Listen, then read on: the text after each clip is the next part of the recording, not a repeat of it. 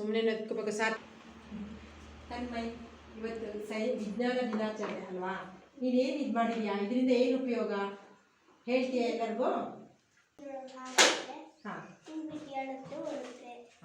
Good.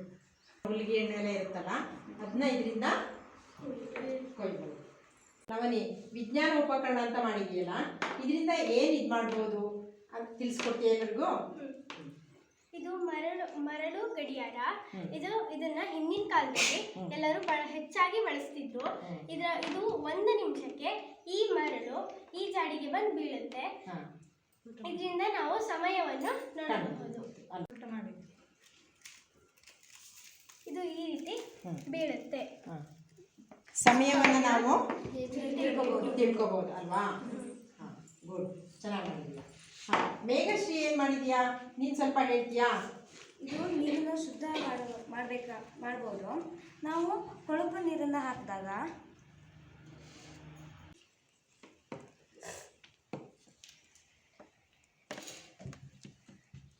ನಮಗೆ ಈಗ ಶುದ್ಧವಾದ ನೀರು ಸಿಕ್ಕಿದೆ ಅಲ್ವಾ? ಎಲ್ಲರೂ ನೋಡಿದ್ರಾ? ಮೇಘಶ್ರೀ ಚೆನ್ನಾಗಿ ಮಾಡಿದಾಳೆ ಅಲ್ವಾ? ಕೊಳಕು ನೀರನ್ನು ಹಾಕಿ ಶುದ್ಧ ನೀರನ್ನ ಯಾವ ರೀತಿ ಪಡ್ಕೊಳ್ಳೋದು ಅಂತ ಅಲ್ವಾ? ಹಾಂ, ಇದ್ರ ಬಗ್ಗೆ. ಇದು ಸ್ಟೆಥೋಸ್ಕೋಪು.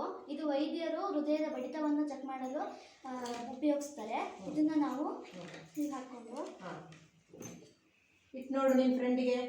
ಹೀಗೆ ನೋಡ್ಬೋದು. ಏನು ಸೌಂಡ್ ಕೇಳುತ್ತೆ? ಇದು ಲಬ್ಡಬ್ ಲಬ್ಡಬ್ ಅಂತ ಹೃದಯದ ಬಡಿತವನ್ನು ನಾವು ಇದನ್ನ ನೋಡ್ಬೋದು. ಸೃಜನ್ ಕೂಡ ಪಾಪ ಏನು ಮಾಡಿದಾನೆ? ಏನು ಮಾಡಿದ್ಯಾ ಪುಟ? ಬಾವಿ ಮಾಡಿದ್ದೇವೆ. ಹೌದಾ, ಬಾವಿ ಮಾಡಿದ್ಯಾ? ಹಾಗಾದ್ರೆ ನಾವು ಸ್ಕೂಲಿಗೆಲ್ಲ ಇದರಿಂದಲೇ ನೀರು ತಗೊಳ್ಳೋಣ, ಆಯ್ತಾ?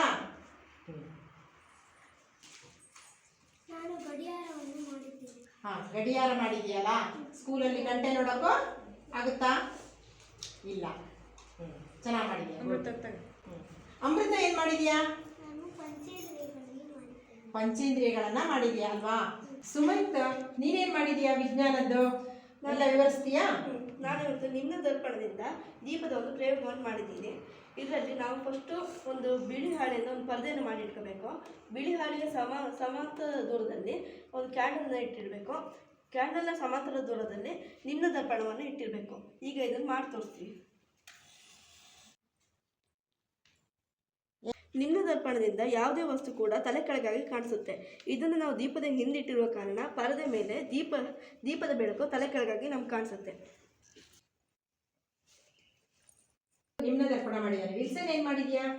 ನಾನು ಇದನ್ನ ಪವರ್ಸ್ ಮಾಡಿದ್ದೀನಿ. ಇದನ್ನ ನಾವು ಸಾಮಾನ್ಯವಾಗಿ ಗುಡ್ಡ ಮೇಲೆಲ್ಲ ನೋಡ್ತಾ ಇರ್ತೀವಿ. ಇದು ಗಾಳಿ ಬೀಸಿದಾಗ ಈ ಥರ ತಿರುಗತ್ತೆ. ಅವಾಗ ತಿರುಗಿದಾಗ ಈ ಥರ ಎಲ್ಲ ಪವರ್ ಹೌಸ್ ಇರುತ್ತಲ್ಲ, ಅವಾಗೆಲ್ಲ ಈ ಥರ ಲೈಟೆಲ್ಲ ಬರುತ್ತೆ.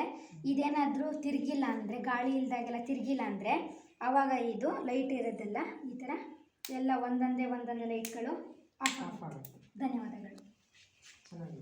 ಈಗ 3ನೇ ತರಗತಿ ಧನ್ಯಶ್ರೀ, ನೀನೇನು ಮಾಡಿದ್ಯಾ ಪುಟ? ನೀರನ್ನು ಶುದ್ಧೀಕರಿಸೋದನ್ನು ಮಾಡಿದ್ಯಾ?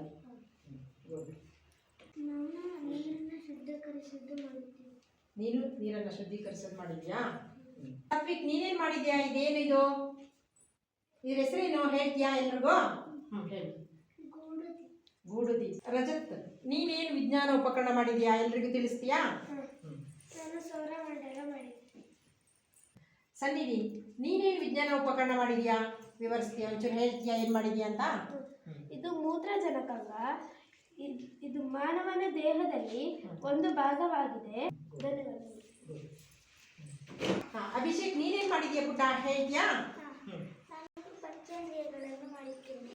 ಪ್ರಿಯಲ್, ನೀನೇನು ವಿಜ್ಞಾನ ಉಪಕರಣ ಮಾಡಿದ್ಯಾ? ಎಲ್ರಿಗೂ ಸ್ವಲ್ಪ ವಿವರಿಸ್ತೀಯಾ? ನಾವು ಈಗ ಇಲ್ಲಿ ನೀರು ಹಾಕಿದ ತಕ್ಷಣ ಇಲ್ಲಿ ನೀರು ಬರುತ್ತದೆ, ಗಿಡಗಳು ಬೆಳೆಯುತ್ತವೆ. ಏನು ಮಾಡಿದ್ಯಾ? ನೀರಿನ ಶುದ್ಧೀಕರಣ ಮಾಡಿದ್ದೀವಿ. ಇಲ್ಲಿ ಅಶುದ್ಧ ನೀರನ್ನು ಹಾಕ್ತೀವಿ.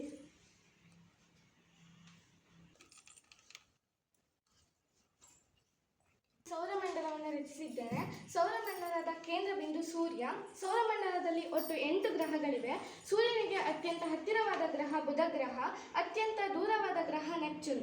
ಇದು ಸೌರಮಂಡಲದಲ್ಲಿ ಅತ್ಯಂತ ದೊಡ್ಡ ಗ್ರಹವಾಗಿರುವುದು ಗುರು ಗ್ರಹ, ಅತ್ಯಂತ ಚಿಕ್ಕ ಗ್ರಹ ಬುಧ ಗ್ರಹವಾಗಿದೆ. ಚಿರಾಗ್, ನೀವೇನು ಮಾಡಿದ್ದೀರಿ? ನಾನು ವಿದ್ಯುತ್ ಶಕ್ತಿಯನ್ನು ಮಾಡಿದ್ದೀನಿ.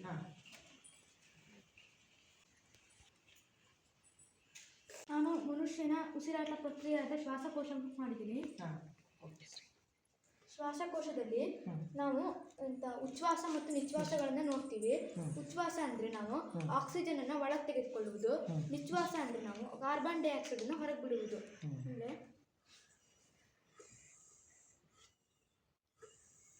ನಮ್ಮ ಶಾಲೆಯಲ್ಲಿ ರಾಷ್ಟ್ರೀಯ ವಿಜ್ಞಾನ ದಿನವನ್ನು ಆಚರಿಸಲಾಯಿತು. ಈ ಒಂದು ದಿನಾಚರಣೆಯಲ್ಲಿ ನಮ್ಮ ಶಾಲೆಯ ಎಲ್ಲ ಮಕ್ಕಳು ಸಹ ತಮಗೆ ತಿಳಿದಂತಹ ಎಲ್ಲ ವಿಜ್ಞಾನ ಉಪಕರಣಗಳನ್ನು ಮಾಡ್ಕೊಂಡು ಬಂದು ಇಲ್ಲಿ ವಿವರಣೆಯನ್ನು ಕೊಟ್ಟಿದ್ದಾರೆ. ತುಂಬ ಚೆನ್ನಾಗಿತ್ತು. ಅವರಿಗೆ ಎಲ್ಲರ ಪರವಾಗಿ, ಶಿಕ್ಷಕರ ಪರವಾಗಿ, SDMC ಅವರ ಪರವಾಗಿ ಹಾಗೂ ಶಾಲೆಯ ಪರವಾಗಿ ತುಂಬ ಹೃದಯದ ಧನ್ಯವಾದಗಳನ್ನು ಅರ್ಪಿಸ್ತೇವೆ.